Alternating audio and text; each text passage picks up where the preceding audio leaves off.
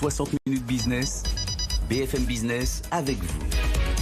Et comme tous les jours, BFM avec vous, c'est l'heure de retrouver Lorraine Goumeau, deuxième partie de notre émission. Lorraine, aujourd'hui, nous parlons des questions pièges en entretien.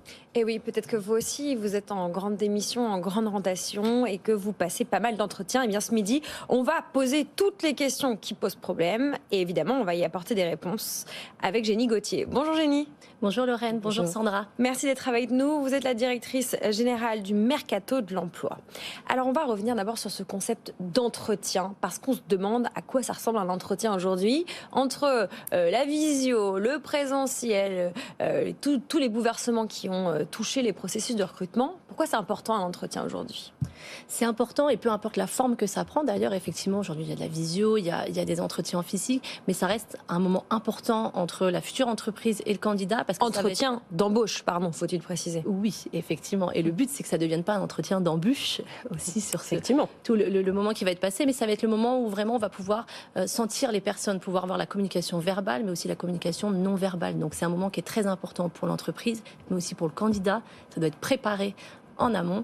Il doit y avoir un moment d'échange, de dialogue. Il y a beaucoup de choses qui doivent être entreprises dans ce moment-là. Alors, on va aller sur les questions pièges, on va les zoomer. Mais avant ça, en préparant cette interview, cet entretien entre vous et nous, vous nous avez dit qu'il y a 2 questions auxquelles il faut se préparer impérativement avant de démarrer tout processus de recrutement. Dites-nous quelles sont ces 2 questions stars. Exactement. Je veux parler qu'il faut préparer son entretien. Pour moi, les questions qui sont fondamentales, c'est de se dire pourquoi est-ce que j'ai envie de travailler pour cette entreprise. Encore plus aujourd'hui où on est en recherche de sens permanent, de flexibilité. Donc, s'interroger vraiment pourquoi j'ai envie de travailler pour cette entreprise et donc d'aller chercher ce qui va nous intéresser dans l'entreprise. Aller regarder sur Internet les informations qu'on va pouvoir trouver, les communications sur les réseaux sociaux qui vont nous donner aussi toute la vision de l'entreprise, sa sensibilité à certains sujets. Donc pour moi, c'est la première question.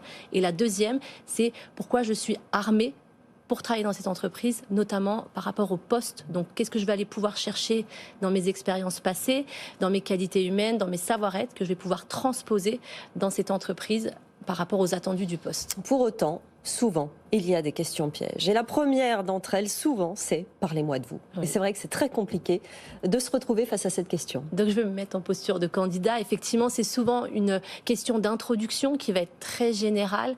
Et mon conseil que je pourrais avoir, c'est là, il ne faut pas énumérer son CV pendant 5, 10 minutes, 15 minutes, où ça va être très long, reprendre point par point son CV.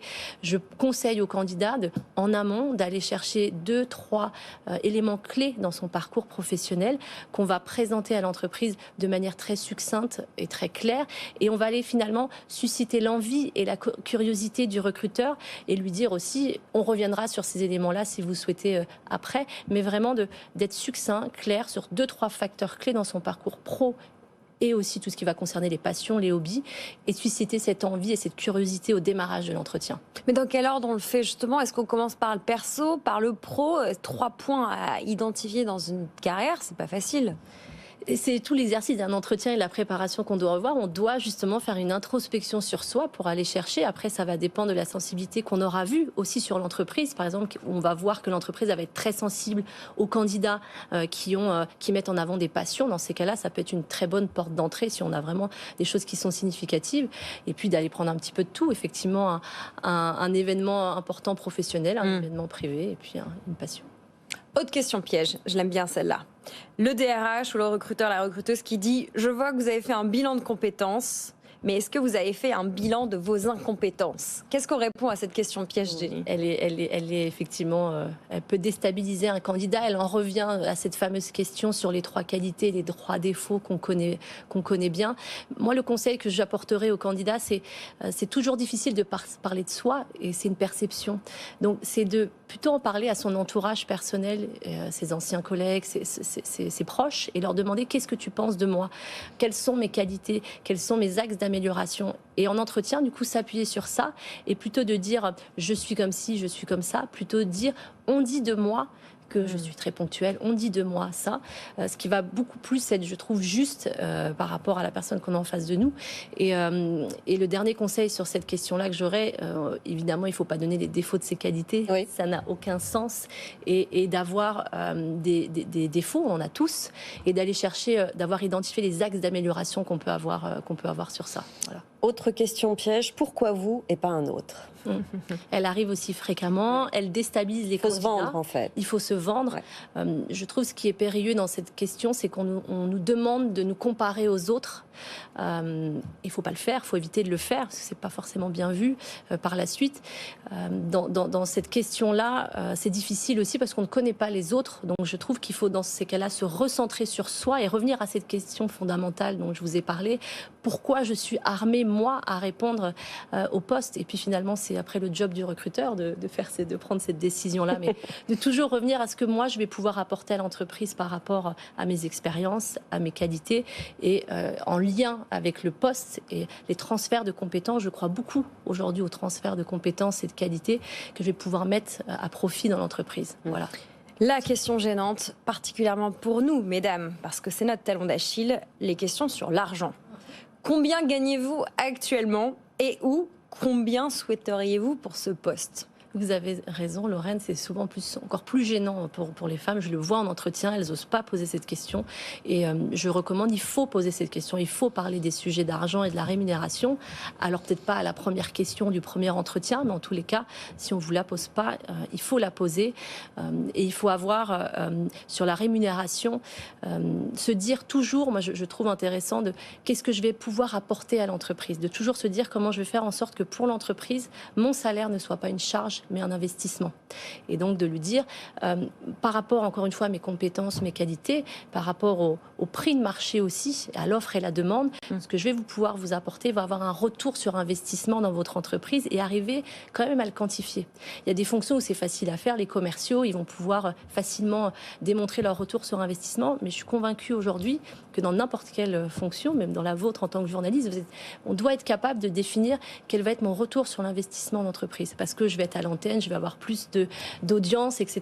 Et voilà. Donc c'est de poser ces questions-là et de les poser en se disant toujours qu'est-ce que je vais apporter à l'entreprise et quel retour sur investissement je vais avoir. Encore une fois, particulièrement ici, c'est très important de préparer à l'avance, du coup. Encore plus important quand on chiffre. Oui, encore plus, puisque c'est vrai, Sandra, il faut aller chercher aussi quel va être le prix de marché et d'aller se renseigner sur Internet, quels sont les prix de marché de telle et telle offre, tel et tel poste. Il ne faut pas se louper sur l'estimation, parce que du coup, après, ça fait vriller tout le reste de la discussion financière.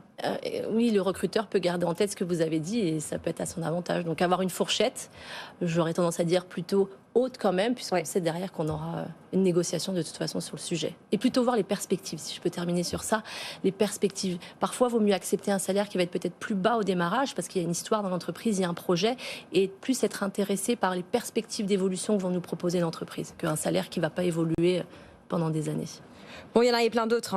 Si vous faisiez un tête-à-tête avec votre ancien collègue, manager, quel portrait ferait-il de vous? Ou est-ce que vous ne seriez pas un peu pépère, puisque ça fait 20 ans que vous êtes dans la même entreprise? Pour conclure, un mot sur cette question atroce qui sert beaucoup à finir. Vous avez des questions? Oui. C'est bien d'en préparer toujours une à l'avance, mais pas n'importe laquelle, sinon ça ne sert à rien aussi. Moi, j'aime beaucoup parler de l'échec. Enfin, en tous les cas, je trouve que dans l'échec, il y a beaucoup d'enseignements à tirer.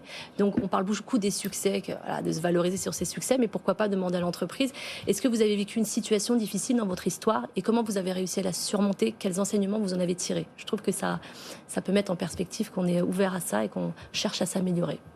Voilà, si vous aussi vous avez des idées de questions pièges, envoyez-les nous. On fera travailler Jessie sur des réponses idéales, notamment les questions autour de l'argent, on l'a dit, mais peut-être autour du télétravail aussi ou de la mobilité géographique. N'hésitez pas, vous nous écrivez, on vous répond. Merci beaucoup Jenny Gauthier. Merci Jenny Gauthier d'être venue dans notre émission.